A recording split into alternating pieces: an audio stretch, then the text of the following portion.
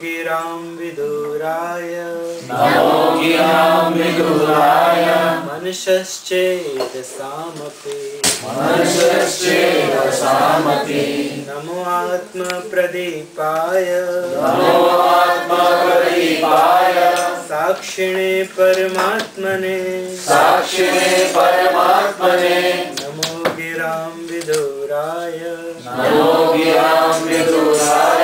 मनुष्यश्चेतसामपि दोहराना चाहेंगे इस श्लोक को?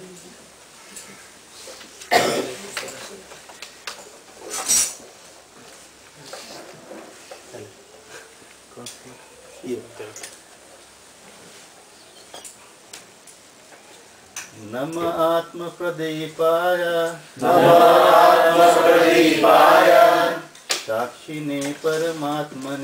साक्षिणे परमात्मने नमो गिरां विदुराय मनसश्चेतसामपि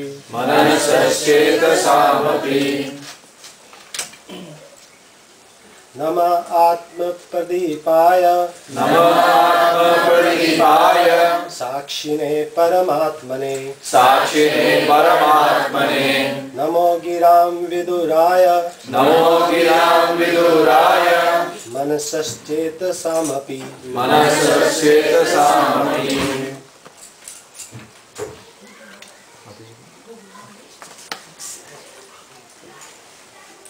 नमात्मप्रदीपाय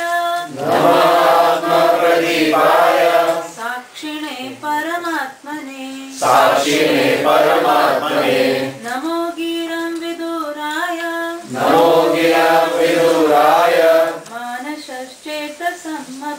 मानसश्चेतसामपि नमात्मप्रदीपाय साक्षिणे परमात्मने नमो गिरां विदुराय मनसश्चेतसामपि नमात्मप्रदीपाय साक्षिणे परमात्मने नमो गिरां विदुराय मनसश्चेतसामपि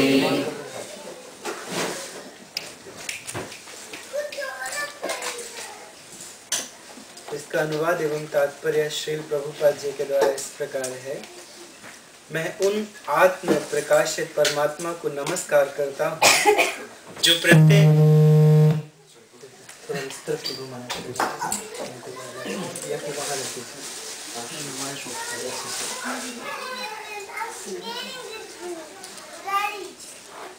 हरे कृष्णा हरे कृष्णा हरे कृष्णा हरे कृष्णा हरे कृष्णा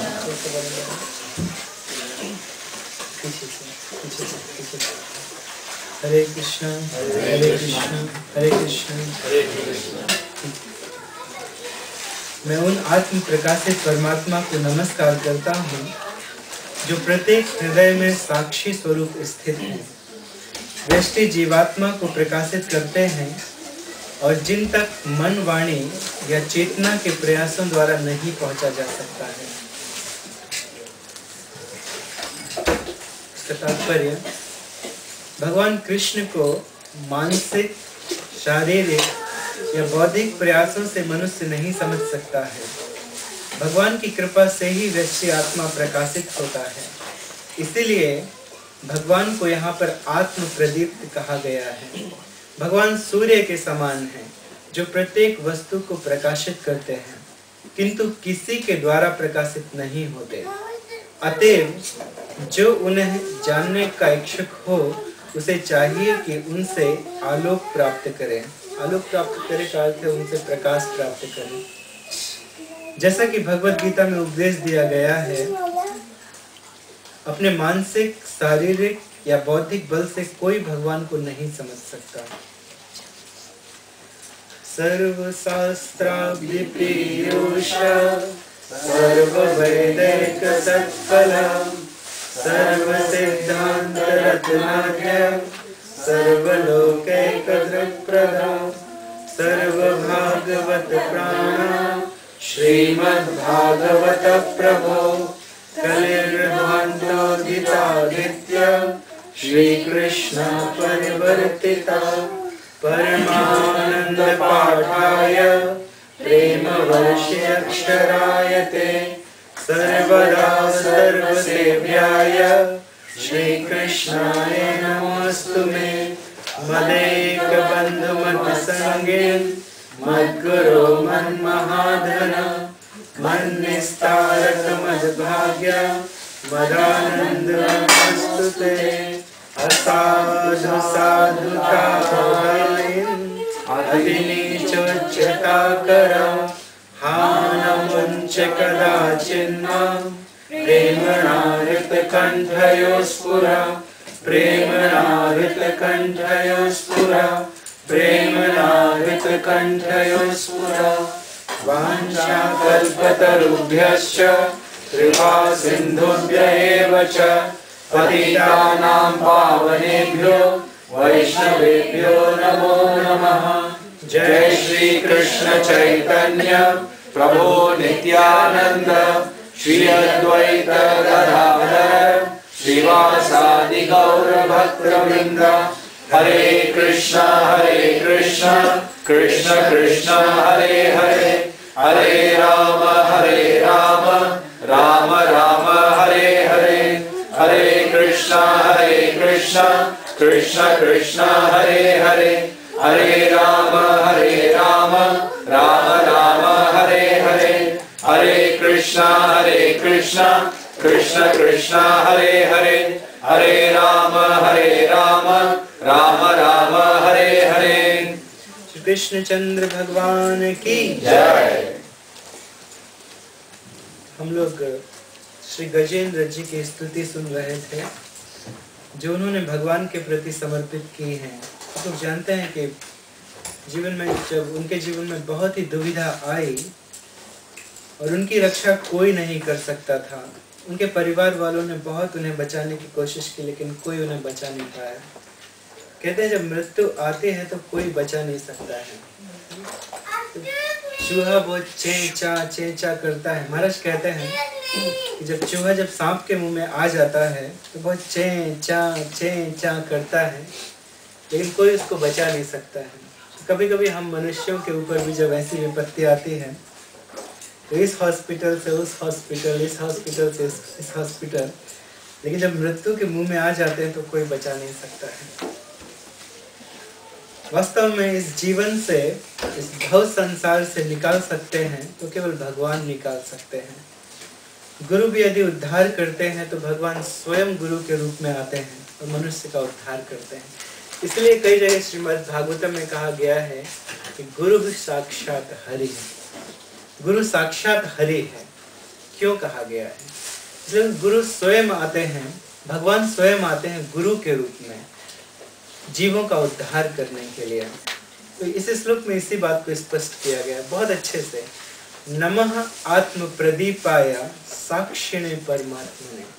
परमात्मा भगवान हर व्यक्ति के साक्षी हैं। तो ऐसा उपनिषद में भी कहा गया है, समान वृक्षो पुरुषो निमग्नो।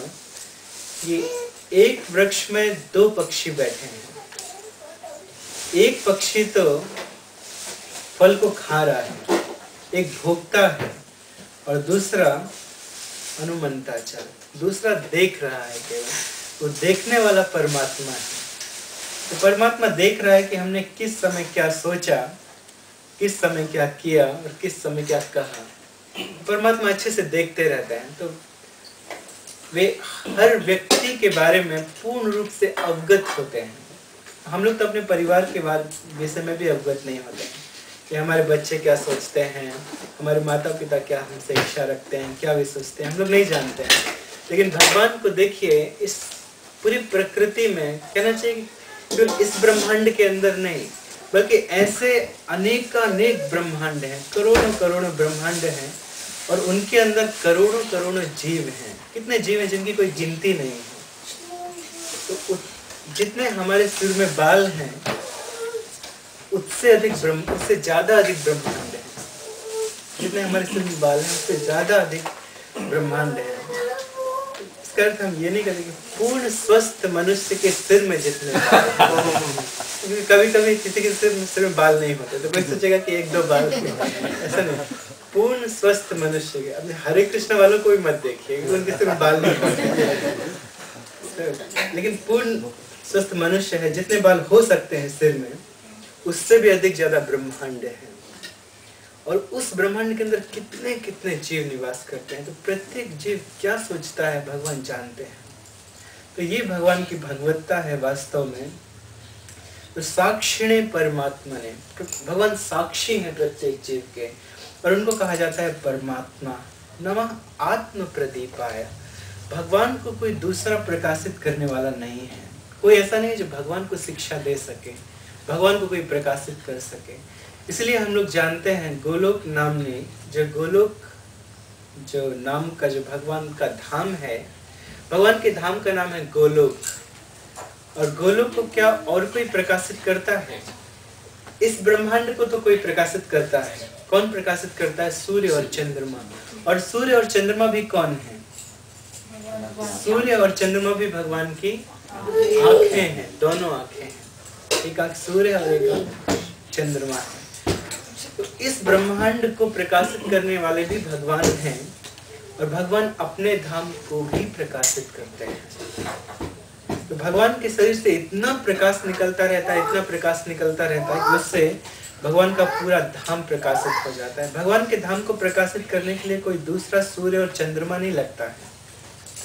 और सूर्य और चंद्रमा में जो प्रकाश भरा है वो भी भगवान ने ही भरा है वास्तव में। तो भगवान के शरीर से बहुत बड़ा प्रकाश निकलता रहता है जिसे ब्रह्म ज्योति भी कहा जाता है। ब्रह्म ज्योति, ब्रह्म का अर्थ परमात्मा भगवान और ज्योति का अर्थ लाइट। तो भगवान के शरीर से जो प्रकाश निकलता है उससे ही ब्रह्म ज्योति कहते हैं वास्तव में। तो आप लोग जानते हैं उस लीला को कि जिस समय भगवान श्री कृष्ण माखन चुराते थे, तो माखन चुराते समय जब सारी गोपियां कंप्लेंट लेकर गई माता यशोदा के पास और जाके कहा कि आपका लाला हमें बहुत परेशान करता है और ये हमारा सारा माखन खा जाता है, तो मैया ने कहा तुम अपने माखन को छुपा के क्यों नहीं रखती हो? तो पहले के जमाने में प्रत्येक घर में कोठरी होती थी, अंधेरी कोठरी, जिसके अंदर माखन को चुरा के रख दिया जाता था या और बहुमूल्य वस्तुओं को छुपा के रख दिया जाता था। तो मैया ने कहा तुम अंधेरी कोठरी में क्यों नहीं छुपा के रखती हो? तो गोपियां कहती हैं कि अरे मैया, तुमने अपने लाला को इतने दिव्य आभूषण पहना के रखे हैं, इतने सारे चमकदार आभूषण पहना के रखे, इतनी बहुमूल्य मणियां, ये जहां जाता है वहां प्रकाश हो जाता है। तो अगर हम अंधेरी कोठरी में भी छुपा के रखें तो क्या फायदा? अंधेरी कोठरी में जाएगा और वहां प्रकाश हो जाएगा, तो देख लेगा कि यहाँ माखन और चुरा लेगा। तो मैया ने कहा ठीक है, आज हम इसके सारे आभूषण उतार लेंगे। तब गोपियां कहती नहीं नहीं नहीं नहीं, ऐसा मत करना, ऐसा मत करना। तो गोपियों ने जब कहा ऐसा मत करना, तो माता ने कहा क्यों? उससे भी कोई फायदा नहीं है, क्योंकि इसके शरीर से ही न जाने कितना प्रकाश निकलता है। इसके शरीर से ही इतना प्रकाश निकलता है कि जहां जाएगा वहां प्रकाश हो जाएगा।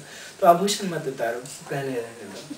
तो कहने का अर्थ है कि भगवान आत्म प्रदीपाय, भगवान स्वयं ज्ञानवान है और भगवान स्वयं आत्म प्रकाशित है। कोई बाहर की वस्तु भगवान को प्रकाश नहीं दे सकती है, बल्कि भगवान के शरीर से स्वयं प्रकाश निकलता है और भगवान को कोई दूसरा ज्ञान नहीं देता है। यदि भगवान चुनते हैं संदीपनी मुनि को गुरु अगर बनाते हैं तो वो भगवान की भगवत्ता है, वो भगवान की।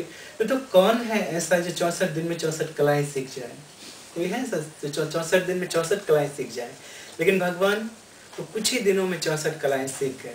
तो ज्यादा दिन नहीं थे संदीपनी मुनि जी के आश्रम में। तो ये भगवान है जो स्वयं आत्म प्रदीप है, कोई दूसरा भगवान को ज्ञान नहीं दे सकता है। इसलिए भगवान जो एक बार बोलते हैं उसको मान लेना चाहिए। इसलिए भगवान जो, क्योंकि भगवान सर्व ज्ञानवान है, तो एक बार तो भगवान चाहते थे कि अर्जुन युद्ध करे, तो भगवान अर्जुन को युद्ध करने के लिए लेकर गए थे। तो महाराज इस बात को बहुत अच्छे से बताते हैं, लेकिन अर्जुन बीच में जाके रोने लगे। तो रोने लगे इसका अर्थ ये नहीं है कि वो भी हो सकता है कि भगवान की माया ही हो, क्योंकि अर्जुन तो भगवान के बहुत बड़े भक्त हैं, एक नर है और दूसरा नारायण, तो बहुत बड़े भक्त हैं। तो हम सबको भगवत गीता का माध्यम बनाने के लिए अर्जुन को माध्यम बनाया गया, हम सबको देने के लिए भगवत गीता। तो जो भी है कथा ऐसी है, अर्जुन ने स्वयं कहा सेनयोरु भयोर मध्य रथम स्थाप्यम्यच्युत यावदेता निरीक्षे हम युद्ध कामान अवस्थितान। इस युद्ध स्थल में, इस बहुत बड़े युद्ध को करने के लिए कुरुक्षेत्र में कौन कौन युद्ध करने के लिए आया है, सामने वाली सेना से मैं देखना चाहता हूँ। तो हे भगवान, सेनयोरु भयोर मध्य, उभयोर मध्य, दोनों सेनाओं के उभय, उभय का अर्थ दोनों सेनाओं के मध्य में लेकर चलिए, रथ को लेकर चलिए। तो यहाँ पहला आदेश दिया था अर्जुन ने भगवान को, इसके पहले कोई आदेश नहीं दिया, लेकिन ये पहला आदेश था भक्त का भगवान को। तो देखिए भगवान भी भक्तों के प्रति कितने दयालु होते हैं कि भक्तों का आदेश स्वीकार करते हैं।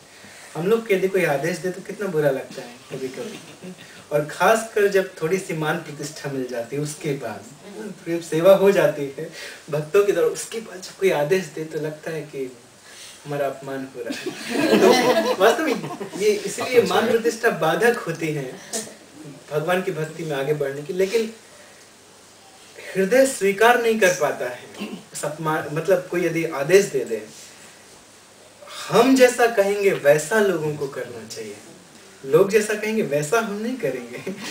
तो ये वास्तव में बाधक है भगवान की भक्ति बढ़ने के। चैतन्य महाप्रभु की शिक्षा में ये नहीं है। चैतन्य महाप्रभु कहते हैं तृणादपि सुनिचेन तरोरपि सहिष्णुना, ये उसका उल्टा है। तो अर्जुन ने तो भगवान को आदेश दिया क्योंकि ऐसा करना पड़ेगा। अर्जुन निरीक्षण करना चाहता था। किस बात का निरीक्षण करना चाहता था?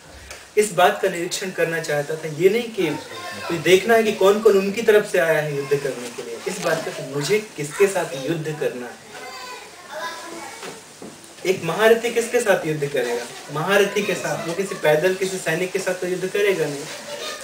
तो वे देखना चाहते थे कि उनको किसके साथ युद्ध करना है। तो इसलिए अब दूसरी तरफ से 11 अक्षौहिणी सेना थी, करोड़ों करोड़ों लोग। तो अर्जुन अकेले करोड़ों लोगों के साथ तो युद्ध कर नहीं सकते थे। तो इसमें से मुझे किस किस के साथ युद्ध करना है इसको चुनना चाहते थे अर्जुन।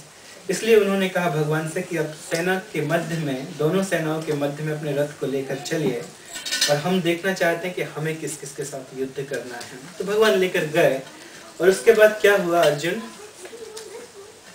रोने लगे। अर्जुन ने कहा कि हम युद्ध नहीं करेंगे। अर्जुन के हाथ पैर कांपने लगे, अर्जुन पसीना निकलने लगा और अर्जुन मानो बेहोश होकर गिर ही जाएंगे कि अरे जिन लोगों ने हमें शिक्षा दी है, जो हमारे गुरु हैं, पितामह हैं, हम उनके साथ कैसे युद्ध कर सकते हैं। अर्जुन ने 5 कारण दिए हैं जो पहले अध्याय में वर्णित है कि क्यों वो युद्ध नहीं करना चाहते थे अर्जुन। तो 5 कारण प्रथम अध्याय में ही दिए गए हैं अंतिम श्लोकों में। तो ऐसे कृपया विष्ट हो, उनके हृदय में बहुत दया आ गई लोगों के प्रति और भी बहुत सारे कारण।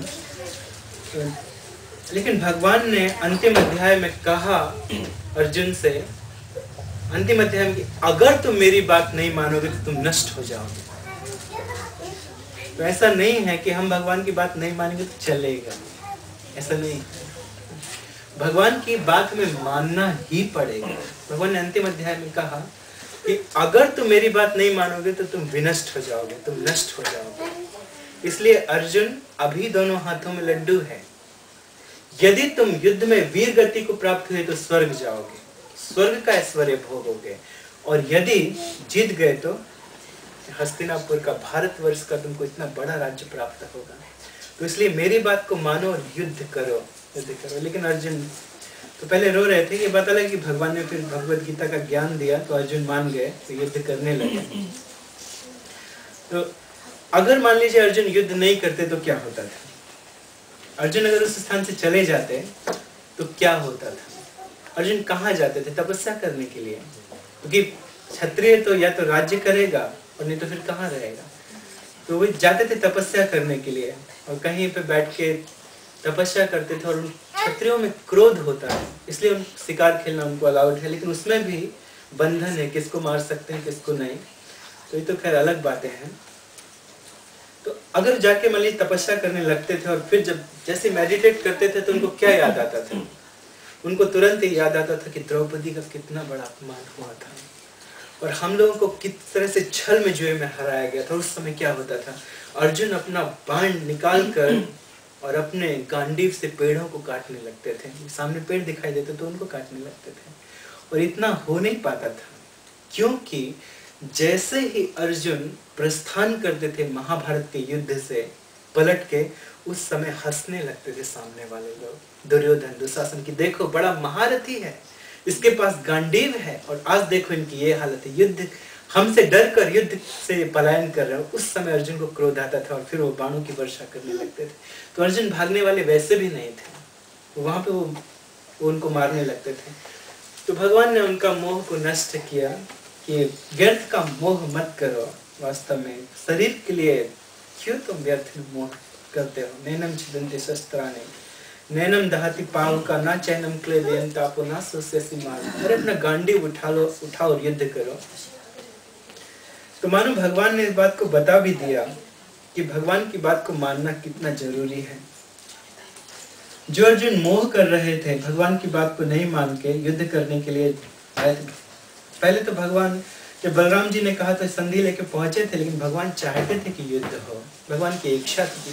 तो भगवान ने पहले कहा था कि युद्ध तो होगा, युद्ध तो होगा। इसलिए अर्जुन को पहले से तैयार किया था कि तुम स्वर्ग जाओ, शस्त्र प्राप्त करो। तो ये भगवान की पहले से इच्छा थी।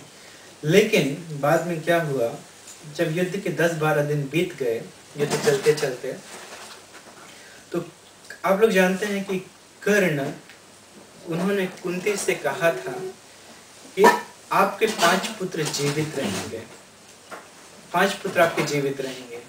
यदि बच गया तो अर्जुन नहीं बचेगा, लेकिन मैं आपका पुत्र हूं तो 5 वैसे भी बचेंगे। तो यदि अर्जुन और यदि मैं मारा गया तो अर्जुन जीवित बचेगा, तो दोनों में से कोई ना कोई तो बचेगा। तो 5 पुत्र आपके जीवित रहेंगे, ऐसा कहा था। तो कर्ण यदि चाहते तो कई बार ऐसा मौका आया था जब वो नकुल को मार सकते थे, सहदेव को मार सकते थे, और यहाँ तक कि युधिष्ठिर महाराज को भी मार सकते थे, भीम को मार सकते थे, लेकिन मारा नहीं। तो एक बार युधिष्ठिर महाराज सामने आए तो उन्होंने बहुत तीखे तीखे बाण मारे, जिससे वो घायल होकर गिर पड़े थे और उनको वापस जाना पड़ा था उनकी दवाई वगैरह के लिए, जो भी है उनकी कुटी में उनको जाना पड़ा था, जो टेंट वगैरह बनाया गया था।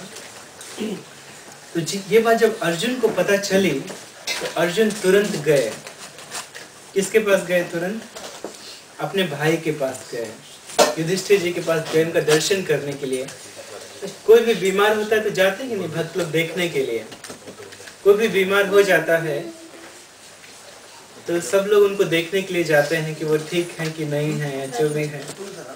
हरे कृष्णा कृष्णा कृष्णा हरे हरे, हरे राम राम राम हरे हरे, हरे कृष्णा कृष्णा कृष्णा हरे हरे, हरे राम राम राम हरे हरे। तो इस संसार में यदि कोई बीमार हो जाता है तो लोग देखने के लिए जाते हैं। तो युधिष्ठिर महाराज को बाण लगे थे, वे घायल हो गए थे, तो स्वाभाविक है कि सब लोग उन्हें देखने के लिए जाएंगे। तो अर्जुन उन्हें देखने के लिए युद्ध से गए। जब युद्ध से गए तो युधिष्ठिर महाराज ने ऐसे ही कह दिया, जब कोई बीमार होता है तो कभी कभी बड़बड़ाने लगता है। आप ये भी जानते होंगे, जब कोई बीमार होता है तो तरह तरह की बात करने लगता है। ठीक, ध्यान से सुनिए। हरे कृष्णा, कोई बात मत कीजिए पीछे, ध्यान से सुनिए सब लोग। अगर कोई बीमार होता है तो क्या होता है? लोग बड़बड़ाने लगते हैं। तो इसी तरह से युधिष्ठिर महाराज भी बड़बड़ाने लगे।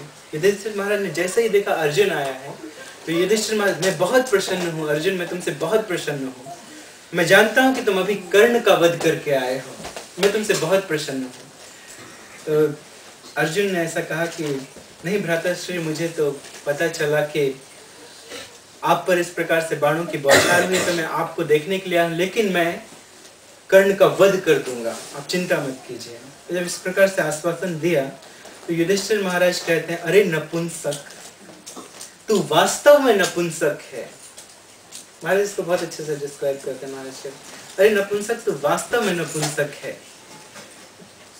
तुम कर्ण का वध भी नहीं कर सकते हो तो एक गांडीव किस काम का? इस गांडीव को फेंक दो। वास्तव में तुम इस गांडीव को धारण करने के योग्य नहीं हो, तुम इसके पात्र नहीं हो। तो जैसे ही ऐसा कहा कि तुम इसके पात्र नहीं हो, तो अर्जुन ने एक प्रतिज्ञा ले ली थी। बहुत पहले एक प्रतिज्ञा ली थी। क्या प्रतिज्ञा ली थी? कि यदि कोई कह देगा कि तुम गांडीव को धारण करने के योग्य नहीं हो तो मैं उसका वध कर दूंगा। तो अर्जुन तुरंत वहां पे गांडीव को ऐसे रखे और तलवार निकाले सीधे। तो भगवान कहते हैं कि अरे अर्जुन, क्या हुआ, तुम तलवार क्यों निकाल रहे हो? क्या आपको पता नहीं है, क्या आपको पता नहीं है कि मैंने शपथ लेकर रखी है, प्रतिज्ञा की है कि जो कह देगा तुम इस गांडीव को धारण करने के योग्य नहीं हो, मैं उसका सर काट लूंगा। मैं जा रहा हूँ युधिष्ठिर महाराज का सर काटने। देखिए, जो व्यक्ति किसका वध नहीं करना चाहते थे? दुर्योधन का वध नहीं करना चाहते थे, दुशासन का वध करना नहीं चाहते थे, और युद्ध से जो निकल पड़े थे, निकलने वाले थे, तो आज वो किसका वध करने के लिए चला है? अपने ही भाई का, धर्मराज का, महाराज युधिष्ठिर का। तो मानो भगवान कहते हैं कि एक दिन था जब तुम रो रहे थे अधर्मियों का वध करने के लिए, आज स्वयं धर्मराज का वध करने के लिए जा रहे हो। और मैं क्या करूं भगवान, मैंने प्रतिज्ञा करके रखी है। तो इसके बाद भगवान ने कहा कि यदि अपने से बड़ों को उसे गाली इत्यादि दे दो, बुरे शब्द कह दो, तो उनके वध करने के जैसा ही होता है। तो तुम उनके बारे में कुछ कह दो। तो फिर अर्जुन कहने लगा, अरे जुआड़ी कहीं के। महाराज इसको बहुत अच्छे से कहते हैं, अरे जुआड़ी कहीं के, अरे जुआड़ी, क्या इतना भी तुम्हें ध्यान नहीं था कि अपनी पत्नी को कभी भी दांव पे नहीं लगाया जाता है?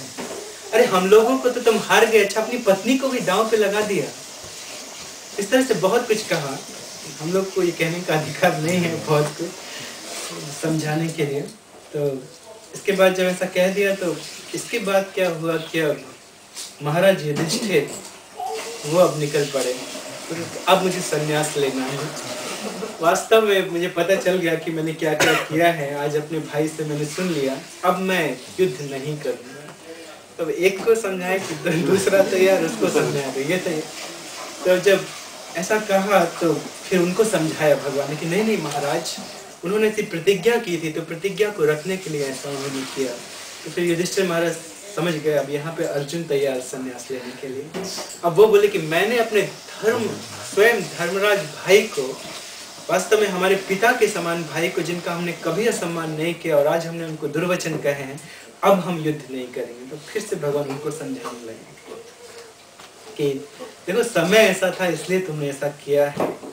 कोई बड़ा व्यक्ति यदि अपनी प्रशंसा कर दे तो वो मृत्यु के बराबर हो। तो अर्जुन अपनी गर्दन काटने वाले थे, अब तलवार उठा लेते दोबारा।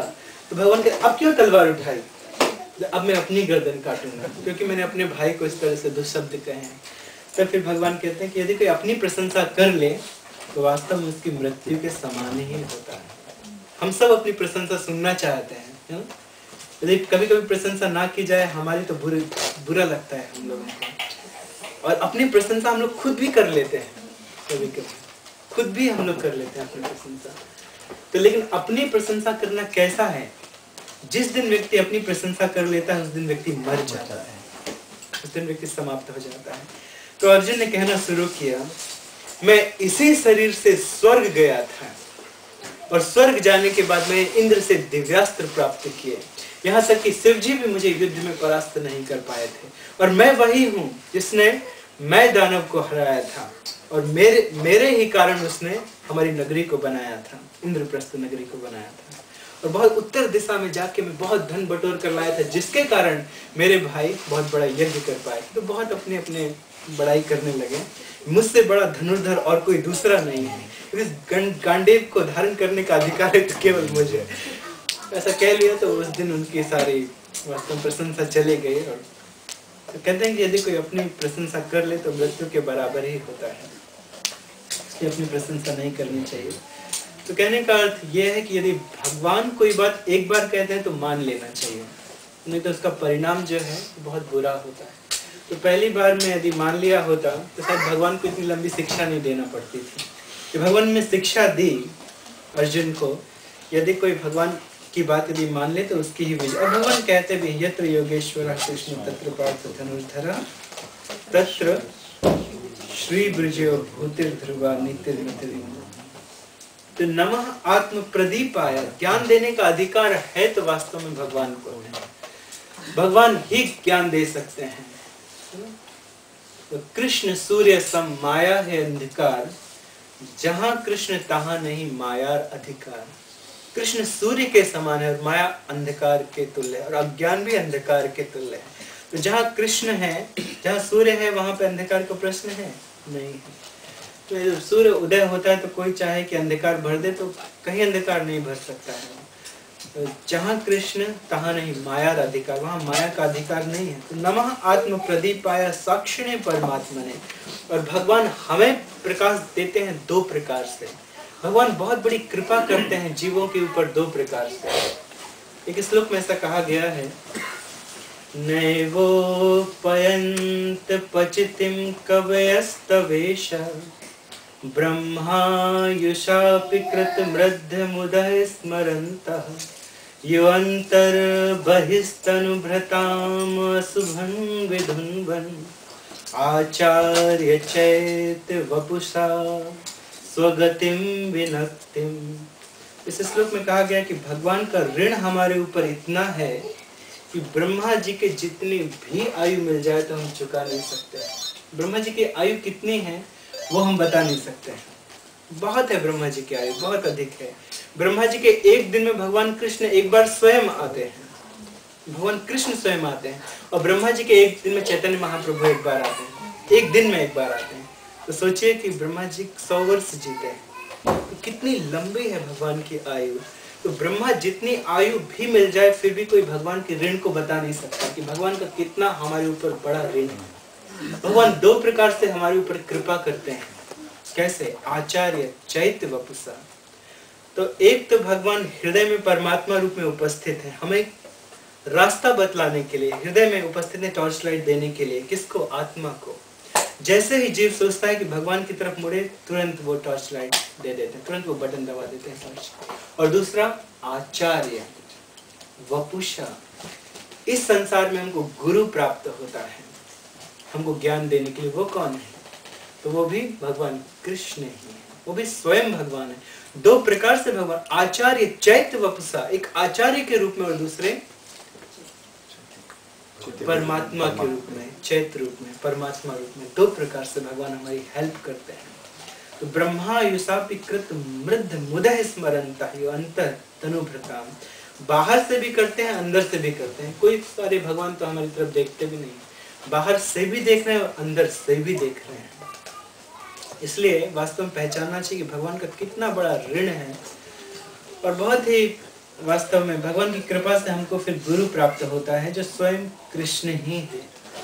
तो गुरु को एक शरीर नहीं समझना चाहिए। कल तो बहुत कुछ हम लोग सुनने के लिए मिला व्यास पूजा में। तो एक बहुत एक अच्छी बात है, international society for Krishna consciousness में बहुत ही अच्छी बात है जो और कहीं नहीं है। तो व्यास पूजा का जो अर्थ बताया गया था आप लोगों को याद होगा। तो व्यास पूजा का जो अर्थ है, तो व्यास किसका नाम है? व्यास देव जी, जिन्होंने शास्त्रों की रचना की थी। व्यास का डायरेक्ट अर्थ क्या होता है? डायरेक्ट अर्थ क्या होता है व्यास का? व्यास का अर्थ होता है टू एक्सपेंड। व्यास का तो विस्तार करना। श्रील व्यास देव जी ने, वेद को कोई समझ सकता था? अगर हमारे सामने भागवत पुराण इत्यादि नहीं होती, महाभारत नहीं होते, केवल वेद होते, तो हम लोगों को कुछ समझ में नहीं आता था। संस्कृत के श्लोक पढ़ पढ़ के हम लोग कुछ समझ में नहीं आता था हम लोगों को। तो लेकिन भगवान ने ही व्यास देव जी के रूप में क्या किया? वेदों को एक्सपेंड कर दिया। महाभारत के रूप में, उपनिषदों के रूप में, पुराणों के रूप में और श्रीमद् भागवतम के रूप में, जिससे कि हम इसको समझ सकें। तो वेदों को एक्सपेंड करने के कारण, वैसे भी उनका नाम पहले से ये नाम तो इटर्नल है, तो इसलिए उनका नाम व्यास दे दिया गया श्री पराशर जी के द्वारा। जैसे व्यास देव जी त्रिकालदर्शी, पराशर जी भी त्रिकालदर्शी। तो उनके पिताजी ने उनका नाम क्या दे दिया? व्यासदेव जी का नाम दे दिया। तो जो व्यास पूर्णिमा मनाई जाती है वो व्यासदेव जी का जन्मदिन है। इसका जो ओरिजिनल नाम है वो क्या है? व्यास पूर्णिमा। तो भारत में क्या होता है कि जब व्यास पूर्णिमा आती है तो लोग अपने अपने गुरु की पूजा करते हैं, लेकिन कृष्ण भावनामृत संघ, international society for Krishna consciousness, हमको बार बार यह सौभाग्य प्रदान करती है कि हम लोग बार बार व्यास पूजा मना सकते हैं। आज इस गुरु का तो कल किसी और गुरु का, आज इन आचार्य का तो कल किसी और आचार्य का। ये बहुत बड़ा भाग्य है व्यास पूजा में जाना, व्यास पूजा मनाना, वास्तव में गुरु की सेवा करना, गुरु का ग्लोरिफिकेशन करना, ये कोई सामान्य बात नहीं, बहुत बड़ा भाग्य है और भाग्य से प्राप्त होता है। तो आगे बढ़ना चाहिए इसको लेने के लिए। इस बात हमारा यदि ग्लोरिफिकेशन करना हो तो पीछे हटना चाहिए, है ना। लेकिन यदि भगवान का ग्लोरिफिकेशन करना हो, गुरु का यदि ग्लोरिफिकेशन करना है तो आगे बढ़ना चाहिए, तो फिर बोलना चाहिए। तो ऐसे तो सभी भक्त बोलते ही हैं, सबने बोला है, बहुत अच्छा। तो ताते कृष्ण भजे करे गुरुर सेवन, माया जाल छूटे पाए कृष्ण चरण। चेतन चरितमृत में ऐसा कहा गया है, ताते कृष्ण भजे, जो कृष्ण का भजन करता है, करे गुरुर सेवन, और जो गुरु की सेवा करता है, ताते कृष्ण भजे करे गुरु सेवन, माया जाल छूटे। माया जाल छूट जाता है। संसार का जो माया जाल है, बहुत बड़ा माया जाल हम सबके चारों तरफ फैला हुआ है, बहुत बड़ा माया जाल। वास्तव संसार स्वयं अपने आप में माया जाल है। तो माया जाल छूटे पाए कृष्णेर चरण, तो भगवान श्री कृष्ण हमारे ऊपर कृपा करेंगे और गुरु के द्वारा ये माया जाल छुटवा देंगे वास्तव में। तो इसलिए गुरु की सेवा करना बहुत जरूरी है। कैसे गुरु की? तो साधु नाम समचित्ता नाम सुतराम मत कृतात्म नाम। गुरु के लक्षण क्या होते हैं? गुरु कौन है? तो ऐसा श्रीमद् भागवतम में लिखा गया है, साधु नाम, गुरु तो साधु होता है, और साधु का अर्थ है साधु नाम समचित्ता नाम, जो प्रत्येक व्यक्ति के प्रति समान व्यवहार रखता है, समान व्यवहार रखता है। इसमें ऊंचे छोटे और बड़े की भावना नहीं होती है। तो हम लोग तो प्रयास कर रहे हैं कि हम लोगों के अंदर से भावना जाए, तो धीरे धीरे जाएगी। और लेकिन गुरु में, गुरु का अर्थ होता है भारी, वजनदार। किससे वजनदार? गुरु है ना। ये भागवतम बहुत गुरु है, तो ये तो अपने आप में गुरु है। स्पिरिचुअल नॉलेज में भी गुरु है और ऐसे भी भारी है। एक कोई पूरा सेट उठा पाएगा, दो लोग लगते हैं उठाने के लिए, तो हाथ दर्द करने लगते हैं। तो अपना वजनदार भी हो, ऐसे भी वजनदार। गुरु स्पिरिचुअल नॉलेज से भी है वजनदार। तो गुरु का अर्थ होता है वजनदार। किसमें वजनदार? भगवान की भक्ति में वजनदार और स्पिरिचुअल नॉलेज में वजनदार। तो साधु नाम समचित्ता नाम, सुतराम मत कृतात्म नाम, और भगवान में उनकी अगाध श्रद्धा होती है। सुतराम, सुतराम विशेष रूप से मत कृतात्म नाम, भगवान को समर्पित होते हैं। साधु नाम मत कृतात्म नाम। तो ऐसे वास्तव में जो बड़े बड़े भक्त हैं, ऐसे भक्तों की सेवा करना चाहिए। तो यहाँ पे भगवान कहते हैं कि भगवान स्वयं आते हैं गुरु के रूप में। तो इस श्लोक में भी वही बताया गया है, 10वां श्लोक है, नमः आत्म प्रदीपाय साक्षिणे परमात्मने, नमो गिराम विदुराय मन सश्चेत सामपि। भगवान को नहीं प्राप्त किया जा सकता 3 चीजों से, मन, वाणी और कर्म से। तो गिराम विदुराय मन सश्चेत, लेकिन इसी से प्राप्त किया जा सकता है। इससे प्राप्त नहीं किया जा सकता है, लेकिन इसी से प्राप्त किया जा सकता है। कोई यदि चाहे कि बड़े बड़े श्लोकों को याद करके और वाणी से भगवान को प्राप्त कर ले, केवल उसका गायन करके, तो नहीं कर सकता है। लेकिन यदि किसी के हृदय में भक्ति आ जाए और केवल वो, चैतन्य महाप्रभु ने खुद उदाहरण की प्रस्तुत किया, वो हमारे गुरु ने हमको मूर्ख जान के केवल हरे कृष्ण महामंत्र बोलने के लिए कहा है। चैतन्य महाप्रभु कहते हैं बहुत बड़े मायावादी से, कौन से, किससे कहते हैं? प्रबोधानंद सरस्वती जी से कहते हैं। जैसे वो भी बहुत अच्छे भक्त बन गए थे चैतन्य महाप्रभु के संग से, और उन्होंने बहुत अच्छी अच्छी बातें लिखी हैं प्रबोधानंद सरस्वती जी ने। उनसे प्रबोधानंद सरस्वती जी ने कहा कि आप इतने बड़े सन्यासी हैं, फिर आप एक पागलों की तरह नाचते गाते क्यों रहते हैं? आपको चाहिए कि आप हमारे साथ बैठें और आप इस शास्त्रों का अध्ययन करें। तो हमारे गुरु ने, चैतन्य महाप्रभु, हमारे गुरु ने हमको मूर्ख जानकर हमको यही करने के लिए कहा है। तुम और कुछ नहीं कर सकते, और कुछ तुमसे नहीं होगा, केवल हरे कृष्ण महामंत्र बोलो इसको और इसको गाते रहो, नाचते रहो। इसलिए मैं करता रहता हूँ। फिर इसके बाद जब चैतन्य महाप्रभु ने बोलना शुरू किया तो प्रबोधानंद सरस्वती जी ने उनको ऊपर अपने आसन पर बैठा और स्वयं नीचे बैठ गए। गिराम, गिराम का अर्थ होता है वाणी। श्लोकों को याद करके और उनको बोल के भगवान को प्राप्त नहीं किया जा सकता, लेकिन भक्ति से केवल हरे कृष्ण महामंत्र को बोल के भगवान को प्राप्त किया जा सकता है। तो इसी प्रकार से मन, वाणी और शरीर को यदि भगवान में लगाया जाए, पूरी तरह से भगवान में पहुंचाया जाए, तो भगवान को प्राप्त किया जा सकता है। नमः आत्म प्रदीपाय साक्षणे परमात्मने नमो गिराम विदुराय मनसश्चेतसामपि। वास्तव में ये बहुत ही अच्छा श्लोक है।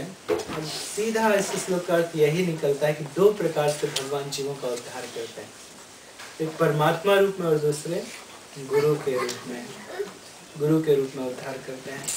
इसलिए गुरु की सेवा और गुरु से सुनना और गुरु की बातों का, आज्ञा का पालन करना बहुत आवश्यक है, क्योंकि भगवान ही उनके द्वारा, जो प्रमाणिक गुरु है वो अपने मन से कुछ नहीं कहते हैं। प्रमाणिक गुरु कहाँ से कहते हैं? शास्त्र से ही कहते हैं, शास्त्र से ही कहते हैं।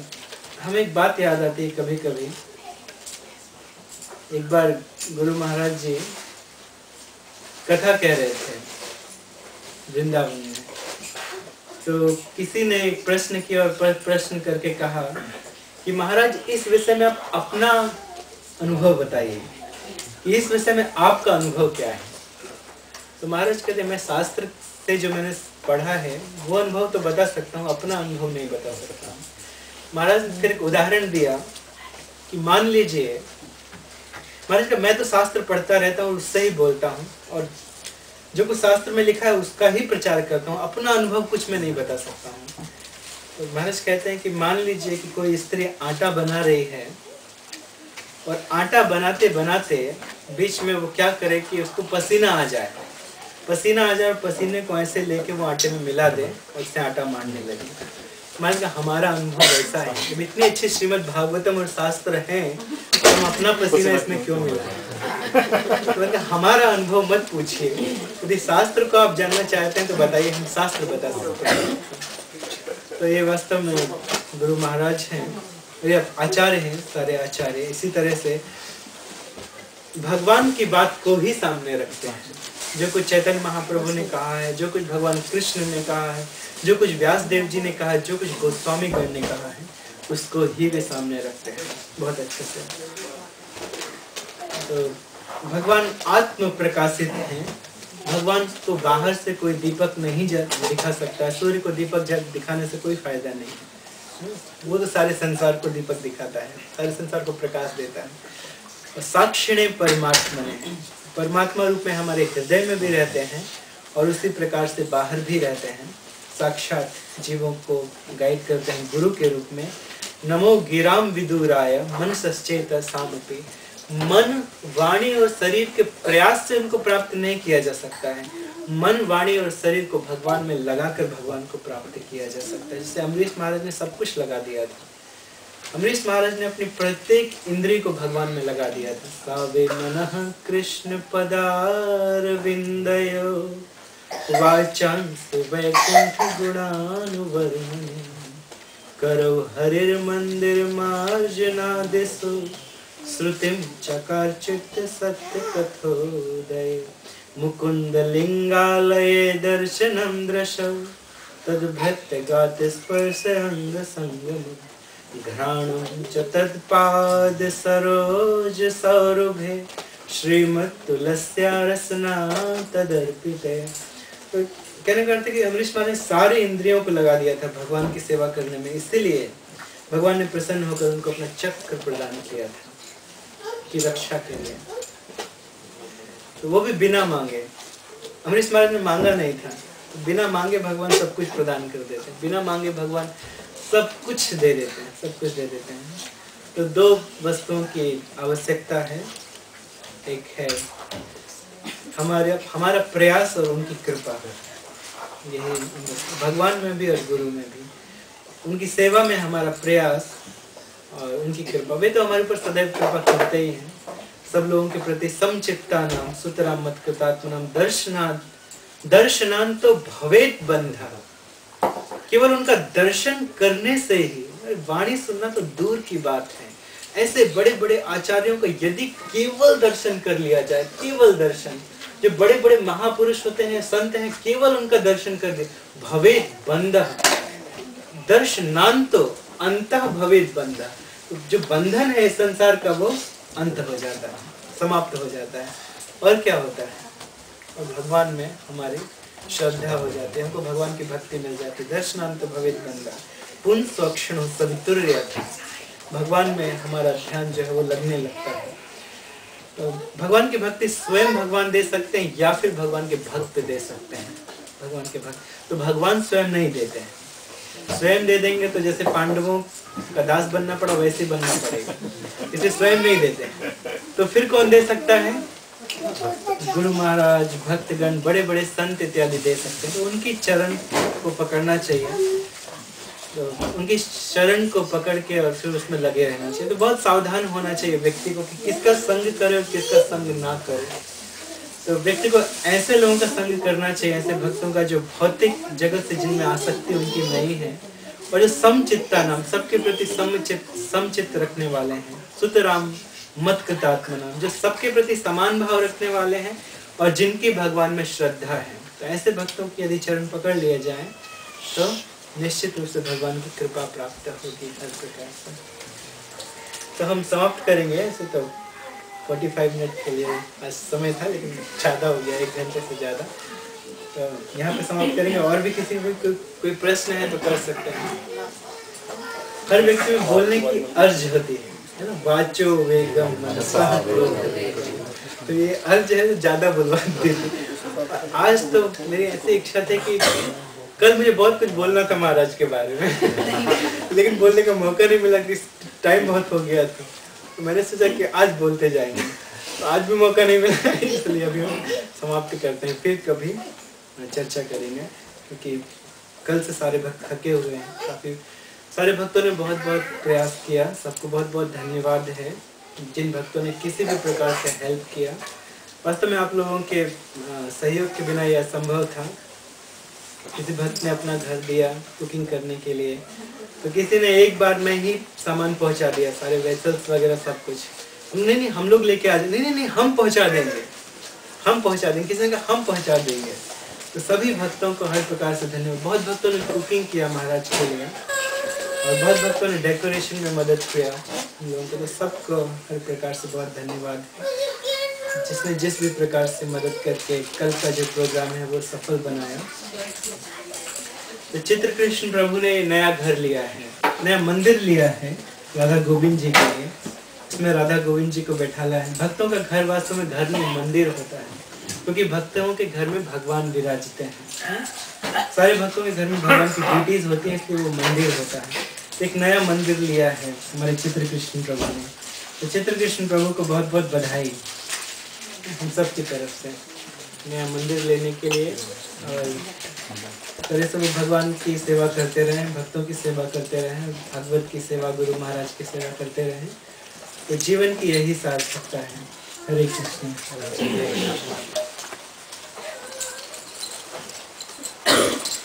कोई प्रश्न है तो पूछ सकते हैं।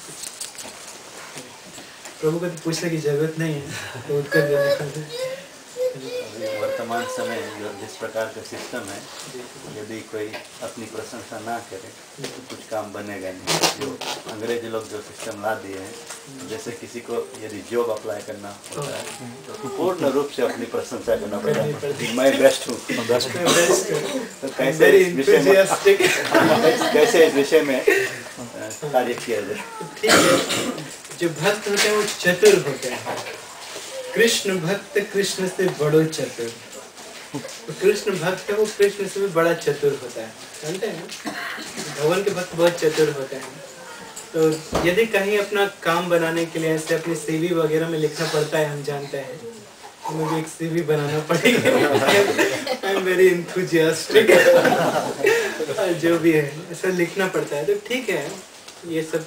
लेकिन हमारा कहने का अर्थ ये था कि खासकर जब हम भक्तों के उनके बीच में बैठते हैं जो वास्तव में सत्य को जानते हैं, तो डेफिनेटली हमें उनकी भक्तों की बड़ाई करना चाहिए, दूसरों की। किसी दूसरे की जब बड़ाई करने को बैठे तो लंबी चौड़ी बड़ाई मतलब करना चाहिए। और कभी भी कहते हैं कि किसी की बुराई पीछे नहीं करना चाहिए, बुराई भी पीछे नहीं करना चाहिए। अगर मान लीजिए किसी के बारे में कोई कमी देखते हैं तो चतुराई से उसके सामने बोलना चाहिए उससे। बड़ाई लेकिन पीछे भी की जा सकती है, बड़ाई पीछे भी की जा सकती है और सामने भी की जा सकती है। तो किसी दूसरे भक्त की बहुत प्रशंसा करना चाहिए और अपने आप की तो ऐसा नहीं बोलना चाहिए कि मैं बहुत तुच्छ हूँ, ये भी बोलना अहंकार है। लेकिन मैं तो बहुत गिरा हुआ हूँ, तुच्छ हूँ, ये भी ठीक नहीं है। तो लेकिन अपनी बड़ाई भी नहीं करना चाहिए। तो लेकिन जहाँ पे ऐसे जरूरत पड़ती है सीवी वगैरह बनाने में, या तो स्वाभाविक है, वो तो व्यक्ति कुछ कर नहीं सकता है, उसके लिए करना ही पड़ेगा। प्रॉब्लम है। लेकिन अंदर से या नहीं मानना, अंदर से नहीं मानना चाहिए, मन से चैतन्य महाप्रभु का हमेशा संदेश जो है वो याद रहना चाहिए। तृणादपि सुनिचेन तरोरपि सहिष्णुना अमानिना मानदेन कीर्तनीय सदा। हम लोग ये बात भूल जाते हैं हमेशा, इसलिए प्रभुपाद जी ने सिस्टम बनाया था इसको रोज सुबह बोलने का मंगल आरती के बाद, कि रोज रोज याद रहे, क्योंकि हम लोग भूल जाते हैं हमेशा।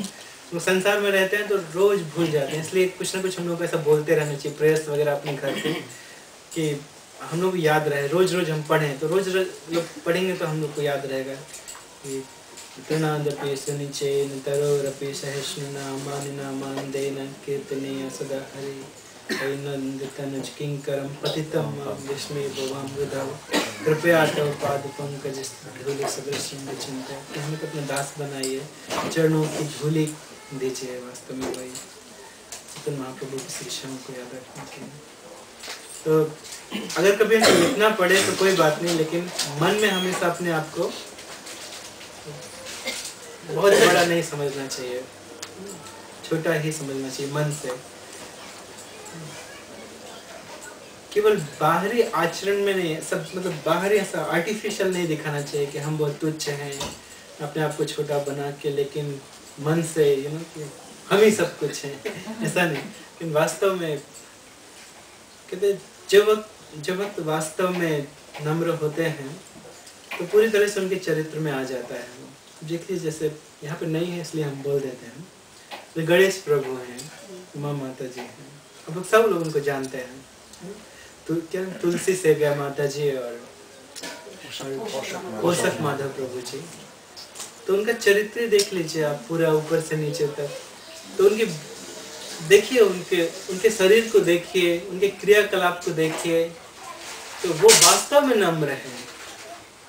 तो आता है उनके शरीर, अलग से बोलने की जरूरत नहीं है, अलग से उनको कुछ करने की जरूरत नहीं है। और ऐसा भी नहीं कि वो, ये तो सब लोग जानते हैं कि वो दिखाते नहीं, मतलब शौक नहीं करते हैं, सब लोग जानते हैं। तो यदि कोई व्यक्ति वास्तव में शास्त्रों को अच्छे से पालन करता है तो अपने आप आ जाता है इस प्रकार से।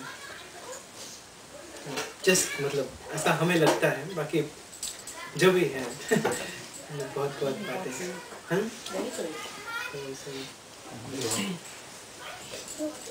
ठीक है। हरे कृष्ण। हरे कृष्ण। ठीक है, तो हम लोग और कोई प्रश्न है?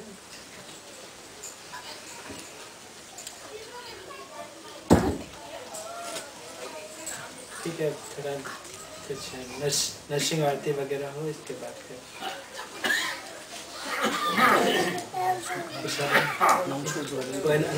ठीक, अनाउंसमेंट नहीं, आ जाओ, नहीं आप ही करते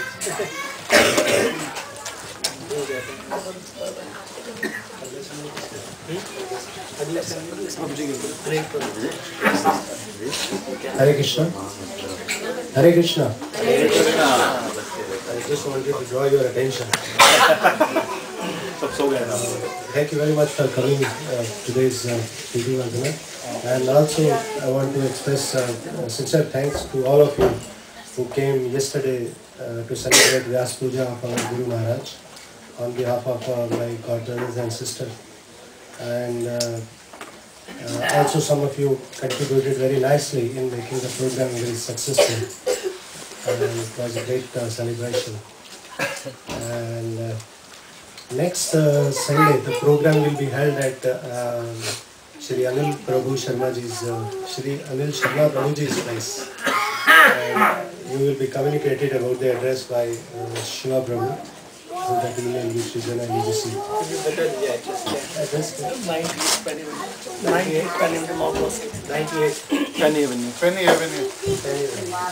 98 Penny Avenue, Mount Roskill. This is the address for next Sunday. आप सब आइए वहाँ पे और जैसे कि अचल प्रभु हमें श्रीमद् भागवतम का श्रवण कराते हैं और आप फिर से सुनिए। हरे कृष्ण।